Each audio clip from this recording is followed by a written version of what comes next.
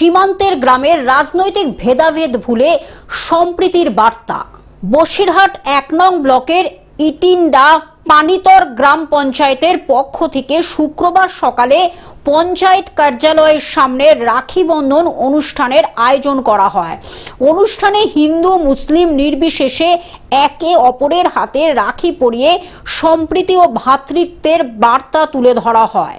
মহা সমারোহে পালিত এই অনুষ্ঠানে উপস্থিত ছিলেন ইটিন্ডা পানিতর গ্রাম পঞ্চায়েতের প্রধান মেহরুন্নেসা বিবি এবং উপপ্রধান চিন্ময় সরকার, বসিরহাট 1 নং পঞ্চায়েত সমিতির মৎস্য ও প্রাণী কর্মাধ্যক্ষ শরীফুল মণ্ডল সহ পঞ্চায়েতের সেক্রেটারি, আধিকারিক এবং গ্রাম পঞ্চায়েতের অন্যান্য সদস্যবৃন্দ।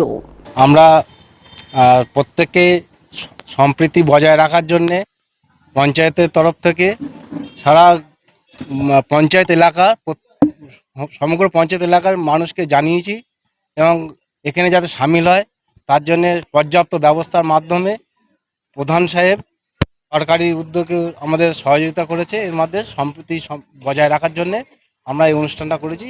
অনুষ্ঠানটা সফলভাবে হয়েছে। ধন্যবাদ। উত্তর 24 পরগনা থেকে সৌমাব মণ্ডলের রিপোর্ট, গ্লোব নিউজ।